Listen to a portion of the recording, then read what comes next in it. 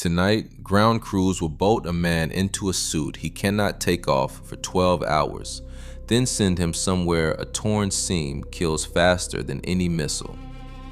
Up there, eating is an engineering problem. Peeing is a procedure. Sleep is forbidden. This is how you survive, sealed alive at the edge of space. Right now, 13 miles above the surface of the planet, there is a man sealed inside a rubber and nylon shell, pumped so full of pressure it is the only thing stopping his own blood from boiling inside his veins. He has not stood up in 9 hours. He will not stand for 3 more. He cannot scratch his nose, wipe his eyes, or turn his head more than a few degrees inside the fishbowl helmet locked around his skull. The air he is breathing is not air. It is pure oxygen fed through a hose, and it has kept him conscious since before the sun came up. Here is the fact that should stop you cold. If the machine around him failed for even a few seconds at this altitude, he would not simply pass out. The moisture in his eyes, his saliva, the fluid on his lungs, and eventually the water in his own blood would begin to turn to gas. Not from cold, not from impact, because at 70,000 feet, the pressure of the atmosphere is so low that the boiling point of water drops all the way down to the temperature of the human body. That line has a name. Pilots call it the Armstrong limit, and it sits around 63,000 feet. Above it, biologically speaking, you are in space. Your body cannot tell the difference between the edge of the atmosphere and the vacuum beyond the moon. And this man has chosen to fly 7,000 feet above that line, alone, for 12 hours at a stretch. This is the U-2, the Dragon Lady, the highest flying manned aircraft the United States still puts a human being inside on a routine basis. And almost everything you are about to hear is not about the airplane. It is about the body inside it and the list of ordinary human problems that turn life-threatening the moment you cross that line. How does he eat? How does he drink? How does he go to the bathroom? How does he stay awake, keep from cooking in his own suit, and keep from losing his mind in the silence? Nobody asks those questions about spy planes. They are the only questions that matter to the person flying one. Start with the shell, because everything hangs off it. What he is wearing is not a flight suit. It is a full pressure suit, functionally identical to what an astronaut wears on a spacewalk, hand-fitted to a single human being. Against the skin goes underwear threaded with tubes, a cooling garment, because the enemy up there is not only cold, it is heat. And we will come back to that. Over that goes the pressure bladder that squeezes the whole body, then a restraint layer whose only job is to stop the bladder ballooning outward like a balloon animal, then sealed gloves, boots, and a rigid helmet locked to a neck ring. When it is all connected, there is no longer a boundary between the man and the machine. Every breath, every drop of sweat, every bit of heat his body throws off is trapped in there with him. He does not put this on alone. A team works the suit onto him piece by piece, checks every seal, torques every ring, and tests for leaks, because a pinhole you would never notice on the ground is a death sentence at altitude. And long before he reaches the airplane, he is already breathing pure oxygen, not because he needs it yet, because of nitrogen. The air you are breathing now is mostly nitrogen, dissolved harmlessly in your blood. Climb to extreme altitude and let the pressure collapse, and that nitrogen wants to come out of solution as bubbles. Bubbles in your joints, your spine, your brain. It is the same thing that kills scuba divers who surface too fast. They call it the bends, and a U-2 pilot is doing it in reverse, rising instead of surfacing, but the physics do not care about direction. So before flight, he sits and breathes 100% oxygen for an hour or more. This is pre-breathing, and its whole purpose is to flush the nitrogen out of his body before he leaves the ground. An hour of your life spent sitting still in a chair, going nowhere, purely to lower the amount of gas dissolved in your own blood. The mission has not started, and he is already at work. And the work is chemistry happening inside his bloodstream. Once he is purged and sealed, he is committed. Break the seal and nitrogen floods back in, and the clock starts over. That brings us to the most forbidden, most mundane fact of the whole operation. Before a long flight, the pilot's body has to be prepared so that he will not need to have a bowel movement for the entire mission. Because there is no provision for one. None. There is no toilet and no way to remove solid waste from a sealed suit 13 miles up. So the problem is not solved in the cockpit. It is solved days in advance, in the kitchen. Low residue, low fiber, foods absorbed cleanly that leave as little behind as possible. The goal is a gut that stays quiet for the length of the flight. No recruiting poster ever mentioned it, and it starts with what he is allowed to eat the day before he touches the airplane. So already, before wheels up, we have the pattern that runs through everything. The airplane gets the attention. The mission is won or lost on the terms of the body, and the body has to be purged, cooled, fed, and tricked like a delicate machine that was never designed to go where this one is about to take it. He does not walk out waving at a camera. Sealed in the suit, he cannot regulate his own temperature, so he is connected to a portable ventilation and cooling unit and walk to the aircraft while an escort carries that life support case beside him. He lowers himself into a cockpit built around the suit. The crew transfers his hoses to the airplane systems and the canopy seals. The last easy breath of ordinary air he will taste for 12 hours is behind him.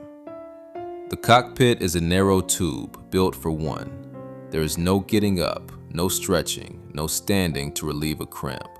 Whatever position his body is in when that canopy seals is roughly the position it will be in when he lands half a day later. Then the airplane climbs like it is trying to leave the planet.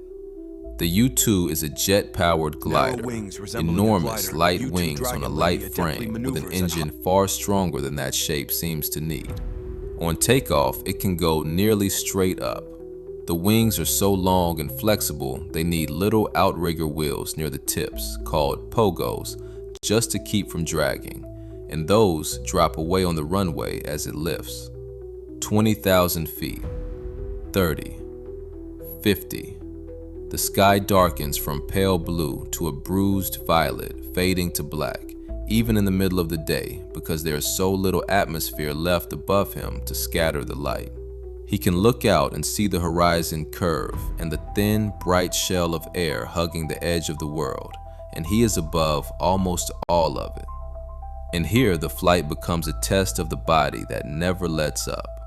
Start with the coffin corner. At 70,000 feet, the air is so thin the airplane has almost nothing to work with. To make enough lift, it has to fly fast. But the air is so thin that the speed of sound and the airflow over those wings put a hard ceiling on how fast it can safely go. Fly too slow and the wings stall and it falls out of the sky. Fly too fast and the airflow goes unstable and it can come apart. At extreme altitude, those two speeds crowd in until the gap between them can shrink to a handful of knots. That is the coffin corner, a sliver of survivable speed with a stall on one side and structural failure on the other, and he has to hold the machine inside it for hours. There is an autopilot, but at that altitude, it is a tool he has to babysit, not a bed. So he watches the airspeed, feels for the first hint of buffet, and lives inside a needle-thin band that never widens. Now stack the human problems on top. He is holding an airplane in the coffin corner, and he is getting hungry. So how does a man eat when his head is locked in a sealed bubble he cannot open, breathing pure oxygen, unable to remove his helmet without ending the flight and maybe his life. The answer is tube food, one of the strangest meals any human ever eats. The food is pureed to the consistency of baby food, packed into tubes that look like large toothpaste tubes. Beef and gravy, chicken, applesauce, pudding, each tube ending in a long, rigid nozzle. Built into the helmet is a small, sealed feeding port near the mouth. He guides that nozzle into the port, works it past the seal to his lips, and squeezes. He eats his beef and gravy one squeeze at a time, through a straw, through a hole in his spacesuit, 13 miles up, hands in pressure gloves, never seeing the food, tasting it through a mouth that has been breathing dry oxygen for hours. It is often warm early in the climb, a small pleasure in the cold hours, but a 12-hour flight is long, and much of what he eats up there he eats cold, squeezed from a tube, in silence, alone. Drinking is quietly even more important, and it sets a trap. Inside a sealed suit, breathing bone-dry oxygen, the body loses water constantly, from every exhaled breath, from sweat, from oxygen that carries no humidity at all. Dehydration is not a risk up there. It is a certainty, happening every minute. He has water through a tube and can sip it, and here is the trap. The more he drinks, the more he has to urinate, and urinating in a sealed suit is difficult, unpleasant, and for a long time was built around one kind of body. So the deadly, natural temptation is to simply drink less, and pilots who give in land dangerously dehydrated, wrung out, because they spent 12 hours drying out to avoid the plumbing. So let us talk about the plumbing, because it is a real engineered problem people spent decades on. Solid waste is handled by diet and simply endured.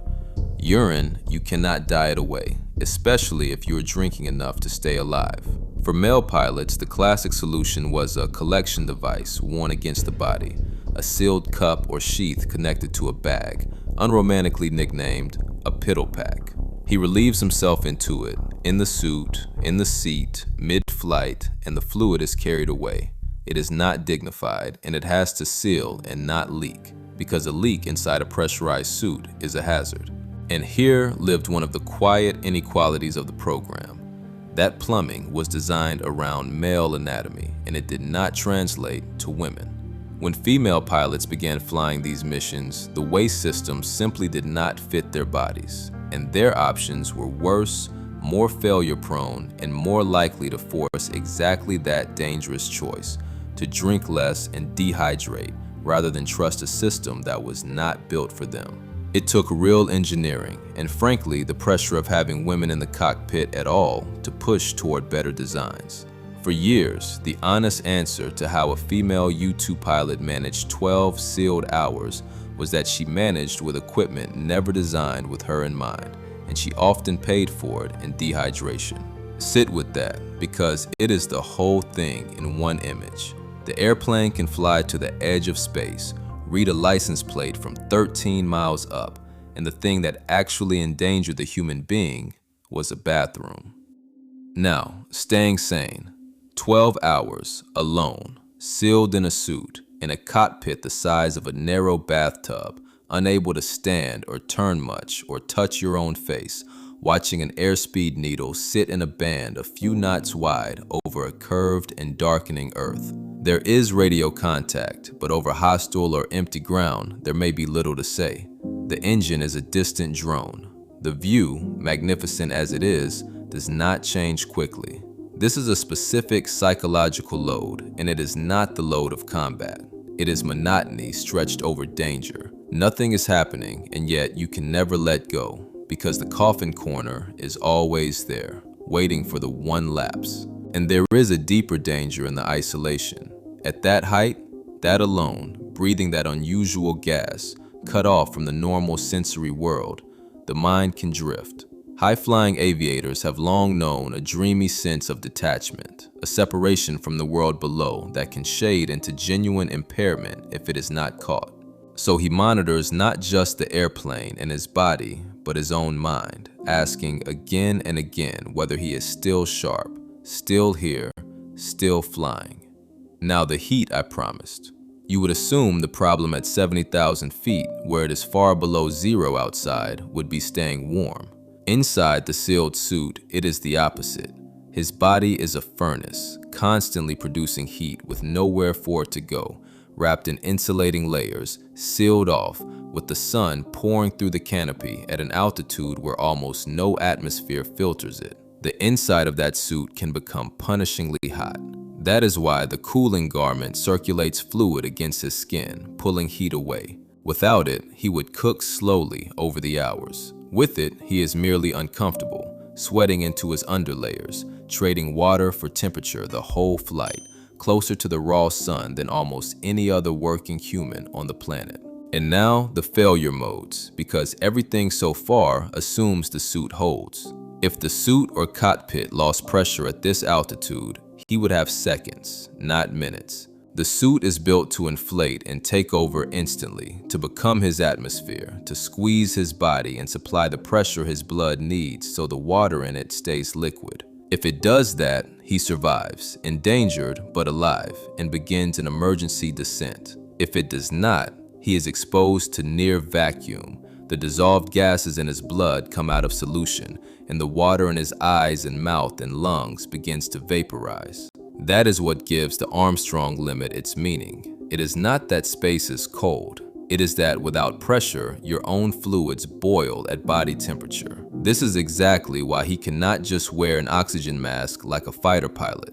A mask gives oxygen, but not pressure. And up there, oxygen without pressure is not enough. The thing trying to kill him is not just the absence of oxygen.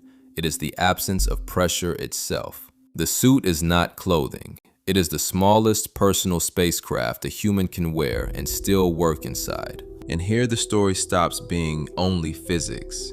Some U-2 pilots have paid for what they did up there in ways that lasted the rest of their lives. Over the long history of the program, as missions grew longer and more frequent, there were pilots who came home with something wrong.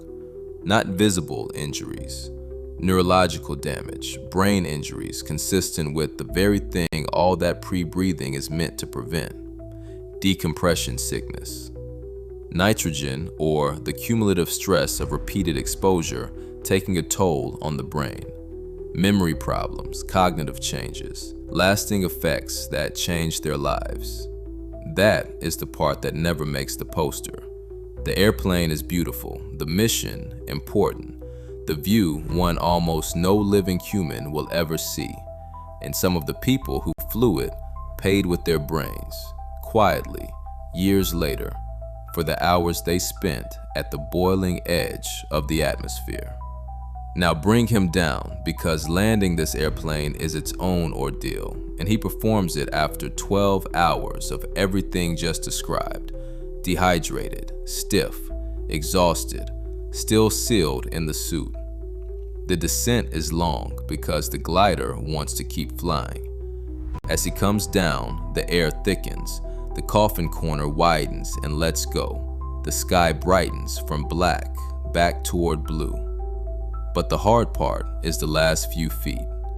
The U-2 does not have gear spread under its wings. It has a bicycle arrangement, 2 sets of wheels in a line down the center line, which means on the ground it cannot balance and wants to tip onto a wingtip. Those enormous light wings that carried it to the edge of space become a liability the instant it tries to touch down. And it does not want to land at all. It floats, riding a cushion of its own lift, refusing to settle. To land it, he has to bring it a few feet over the runway and deliberately stall it, taking the lift away at exactly the right height so it stops flying and drops onto those centerline wheels. The window is tiny, and sealed in that helmet, he cannot reliably judge those last few feet himself. So the U-2 does something no other frontline aircraft does. It gets chased down the runway by a car. As it comes in, a high-performance muscle car kept for this job races onto the runway and accelerates to match the airplane, driving right behind it. Inside is another U-2 pilot whose whole job in that moment is to be the eyes the man in the cockpit does not have, calling out the height above the runway foot by foot so the pilot knows exactly when to take the lift away. A car at highway speed chasing an airplane just back from the edge of space. 2 pilots solving the last 5 feet of a 12-hour mission. The wheels touch, and then those beautiful wings, with nothing under them, slowly tilt, and one wingtip drops, and it rolls to a stop, leaning like a bird that has folded one wing. The crew runs out, lifts the low wing, and reattaches the pogos. The canopy comes up, and for the first time in 12 hours, he is looking at real air he could breathe. But he does not leap out. He is stiff, dehydrated, folded into one position for half a day. The same team that sealed him in comes back to unseal him, help him disconnect, get him out of the suit and into water and rest. And there are pilots who have done this again and again for years, and the toll of it is the real human ledger behind the beautiful photographs of a black airplane against a black sky. Why send a human at all in an age of satellites and drones that never tire and never need a piddle pack? Because a satellite is predictable. It follows an orbit, and anyone hiding something can learn its schedule and wait for it to pass.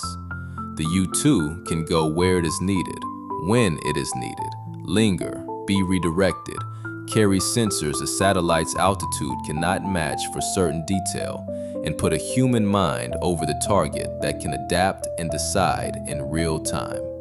The airplane persists because it still does something hard to replace, and so the human persists with it, in the suit, at the edge, doing the ordinary, impossible things so the mission can be flown. 3 debrief notes before we close. First, at the edge of space, it is never the exotic problems that decide whether you live. It is the mundane ones. Eating, drinking, urinating, staying cool, staying sane. The higher and stranger you go, the more the basics become the whole game. Second, the suit is not clothing, it is a spacecraft you wear, and the thing it holds back is not the cold and not merely the lack of oxygen, but the boiling of your own body fluids in the near vacuum above the Armstrong limit. Oxygen alone cannot save you up there.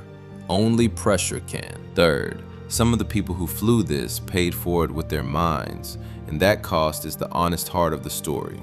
The beauty of the mission sits alongside a real human price, quietly carried home, that never appears in the recruiting photographs. Respect for this job requires holding both truths at once. That is the debrief. A man, 13 miles up, sealed in a suit that keeps his blood from boiling, eating beef through a straw, rationing his water against a bathroom that was never built for everyone who had to use it, holding an airplane inside a band of survivable speed a few knots wide, guarding his own mind against the drift of the high and lonely places, and coming home to be chased down a runway by a car and lifted out of a cockpit too stiff to leave on his own. The airplane gets the